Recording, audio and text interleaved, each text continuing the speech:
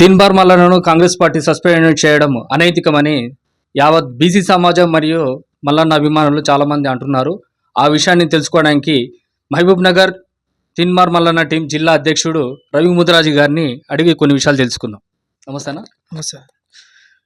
అయితే ఈరోజు తీన్మార్ మల్లన్న గారిని కాంగ్రెస్ పార్టీ సస్పెండ్ చేయడం అనేది మా తీన్మార్ మల్లన్న టీం నుంచి మేము హర్షిస్తున్నాం. ఎందుకంటే తీన్మార్ మల్లన్న ఈజ్ బ్యాక్ అని మేము అనుకుంటున్నాము. ఎందుకంటే ఈరోజు కాంగ్రెస్ పార్టీ అట్టడుగున ఎలక్షన్స్కి బిఫోర్ ఉంటే ఆ కాంగ్రెస్ పార్టీని ఎలక్షన్ ప్రచారంలో కాంగ్రెస్ పార్టీని హైలైట్ చేసిందే తీన్మార్ మల్లన్న. ఎందుకంటే నేను ఇక్కడ కాన్స్టిట్యున్సీగా నియోజకవర్గ ఇన్ఛార్జ్గా ఉన్న తీన్మార్ మల్లన్న టీం నుంచి మా నియోజకవర్గ జడ్చర్లకు కానీ దేవరకద్రకు కానీ అట్లా కాంగ్రెస్ పార్టీకి సంబంధించిన ఒక 40 కాన్స్టిట్యున్సీలలో తీన్మార్ మల్లన్న గారు 45 కాన్స్టిట్యున్సీల వరకు ప్రచారం చేశారు. 45 కాన్స్టిట్యున్సీలో కూడా తీన్మార్ మల్లన్న ప్రభావంతో అక్కడున్న కాన్స్టిట్యున్సీలో కూడా గెలవడం జరిగింది కాంగ్రెస్ ఎమ్మెల్యేలు. కాబట్టి అట్లాంటి తీన్మార్ మల్లన్నను ఈరోజు సస్పెండ్ చేయడం కేవలం ఒక విషయం. ఈరోజు సస్పెండ్ చేయడం అంటే బీసీలను అవమానపరిచినట్టే. యావత్ తెలంగాణ ప్రజలు, తెలంగాణ బీసీలను కూడా ఈ కాంగ్రెస్ ప్రభుత్వము తీన్మార్ మల్లన్న సస్పెండ్ చేయడం అంటే తీన్మార్ మల్లన్నను బీసీలను అవమానపరిచినట్టే గుర్తుపెట్టుకోండి. ఎందుకంటే ఈరోజు తీన్మార్ మల్లన్న సస్పెండ్ చేయడానికి క్లియర్గా ఒక విషయం చెప్తున్నారు. ఏంటంటే బీసీ కులగణన గురించి తప్పుగా మాట్లాడిందని చెప్పి ఉన్న విషయమే మాట్లాడింది కదా.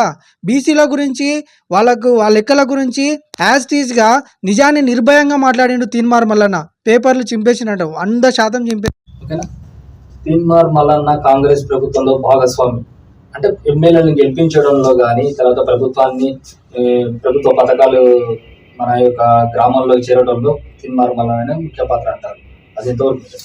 అదే ఆబ్వియస్లీ అన్న. ఎందుకంటే తీన్మార్ మల్లన్న ఎలక్షన్స్కి బిఫోర్ గత ప్రభుత్వాన్ని ఎదుర్కొని, గత బీఆర్ఎస్ ప్రభుత్వ అరాచకాలను ఎదుర్కొని కాంగ్రెస్ పార్టీ ఏడుందన్న ఒక స్టేజ్లో బీజేపీ ఉండే, బీఆర్ఎస్ వర్సెస్ బీజేపీ ఉన్న స్టేజ్లో కాంగ్రెస్ ప్రభుత్వాన్ని ఎలక్షన్ టైంలో సోషల్ మీడియా పరంగా అసలు కాంగ్రెస్ వాట్ ఈస్ వాట్ అని చెప్పి, కాంగ్రెస్ ఉండే ప్రతి ఒక్కటి మంచి ఏంది చెడు ఏంది అని చెప్పి క్లియర్గా చెప్పి ప్రజల్లోకి కాంగ్రెస్ పార్టీని విస్తృతంగా తీసుకుపోయింది తీన్మార్ మల్లన్న. ఎందుకంటే అన్ని నియోజకవర్గాల్లో ఎక్కడైతే తీన్మార్ మల్లన్న ఎక్కడైతే తిరిగిందో, ప్రచారంలో పాల్గొన్నాడో అక్కడ ఉన్న ఎమ్మెల్యేలు 45 కాన్స్టిట్యున్సీలు 43 మంది ఎమ్మెల్యేలు గెలవడం అంటే చిన్న విషయం. అటువంటి మల్లన్నను కాంగ్రెస్ పార్టీ తెలంగాణలో కాంగ్రెస్ పార్టీ రావడానికి ముఖ్య కీలక పాత్ర పోషించిన మల్లన్నను ఇప్పుడు ఈరోజు కాంగ్రెస్ పార్టీ సస్పెండ్ చేయడం చాలా బాధాకరం. ఇది వాళ్ళ ఇంత వాళ్ళు దూకున్నట్టే అని అనిపిస్తుంది. ఎందుకంటే బోన్లో ఉన్న సింహాన్ని మళ్ళీ బయటకు తీస్తున్నారు. తర్వాత అదే ఇబ్బంది గత పార్టీకి పడిన ఇబ్బంది మీకు కూడా పట్టవచ్చు అని అనుకుంటున్నాను. బీసీలు, ఎస్సీలు, ఎస్టీలు అందరూ కలిసి తీన్మార్ మల్లన్నను బలపరుస్తారా? 100% బీసీ వాదం. ఈరోజు ప్రభుత్వం ఏదైతే కాంగ్రెస్ పార్టీ ప్రభుత్వం ఉందో ఈరోజు బీసీల గురించి మాట్లాడిందని చెప్పి మల్లన్నను సస్పెండ్ చేయడం అనేది ఇది యావత్ బీసీలను, తెలంగాణ వ్యాప్తంగా ఉన్న బీసీలను అవమానపరిచినట్టే.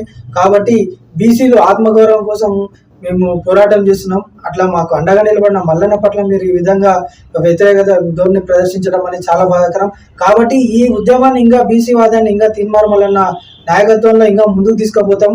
దీనికి వాళ్ళు నెక్స్ట్ ఇదే చెప్పిందిగా మల్లన్న చెప్పిన ప్రకారమే ఇదే లాస్ట్ సీఎం వచ్చేసి Revanth Reddy, last OC CM వచ్చేసి రేవంత్ రెడ్డి అవుతాడు. ఇది ఖచ్చితంగా ఫ్యూచర్లో జరగబోతుంది. మేము ఇట్లాంటి చర్యలు మేము ఖండిస్తున్నాం. తీన్మార్ మల్లన్నను కాంగ్రెస్ పార్టీ సస్పెండ్ చేయడం రెడ్డి సామాజిక వర్గం కుట్రలో భాగం 100% అన్న. ఇక్కడ తెలుస్తుంది, క్లియర్ గా తెలిసిపోతుంది. ఎందుకంటే ఇక్కడ కాంగ్రెస్ పార్టీ ప్రభుత్వం అంటే ఎవరు ఏమన్నారు, కాంగ్రెస్ పార్టీ ప్రభుత్వం అంటే రెడ్డి ప్రభుత్వమే అంటారు. ఎందుకంటే సింపుల్ గా ఒక ఎగ్జాంపుల్ చెప్తున్నా, ఇక్కడ చుట్టుపక్కల ఉన్న మహబూబ్ నగర్ లో ఉన్న ఒక 14 కాన్స్టిట్యూన్సీలో టోటల్ వాళ్ళే 14 మొత్తం జిల్లాలో ఉన్న కాన్స్టిట్యూన్సీలలో వాళ్ళు మొత్తం 12 మందికి పైగా వాళ్ళే ఉన్నారంటే అర్థం చేసుకోవచ్చు వాళ్ళ ప్రాబల్యం ఎంతవరకు ఉందో. కాబట్టి రెడ్డిలకు వ్యతిరేకంగా మాట్లాడినని చెప్పి వాళ్ళ ఈగో అట్టయ్యో వాళ్ళు మరి వాళ్ళ పదవికాంక్షలు మళ్ళీ పోతాయి, వాళ్ళ ఫ్యూచర్లో వీళ్ళ పరిస్థితి ఏందని వాళ్ళు ఆందోళన చెంది ఇటువంటి వ్యక్తిని మళ్ళీ ముందరికి రావద్దని చెప్పి వాళ్ళు తీసుకుపోవడం కోసం ఈ విధమైన చర్యలకు పాల్పడారని క్లియర్గా తెలుసుకుంటే జనాలకు కూడా అర్థమైపోతుంది. నెక్స్ట్ తదుపరి కార్యాచరణ ఏం ప్రకటిస్తారు? తదుపరి కార్యాచరణ ఏం లేదు. మల్లన్న గారు ఏ విధంగా చేస్తారు అనేది మల్లన్న డిసిషన్ పైన ఆధారపడి ఉంటుంది. యావత్ బీసీ సమాజము మా తీన్మార్ మల్లన్న టీం ఎప్పుడు తీన్మార్ మల్లన్న కండగా ఉంటుంది. సో తీన్మార్ మల్లన్న త్వరలో మన మహబూబ్నగర్ కూడా రాబోతున్నాడు.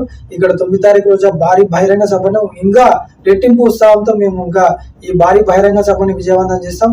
త్వరలో మా జిల్లా కార్యాలయం కూడా తీన్మార్ మల్లన్న గారి జిల్లా కార్యాలయం కూడా ఇక్కడ మహబూబ్నగర్లో ఏర్పాటు చేస్తాం.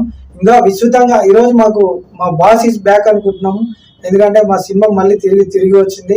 సో పార్టీలకు కొంచెం రిస్ట్రిక్షన్స్గా కొంచెం మాట్లాడవద్దనే రిస్ట్రిక్షన్స్ లేకుండా ఈ రోజు ఏ విధంగా అయితే తీన్మార్ మల్లన్నని మొదట ప్రజలు చూసారో అదే తీన్మార్ మల్లన్న మళ్ళా రాబోతున్నాడు. Boss is back. మీరు గుర్తుపెట్టుకోండి, కాంగ్రెస్ ప్రభుత్వం కూడా మీరు తీసుకున్న చర్యలకు మీకు తగిన ప్రతిఫలం అయితే 100% తీన్మార్ మల్లన్న చెల్లిస్తారు.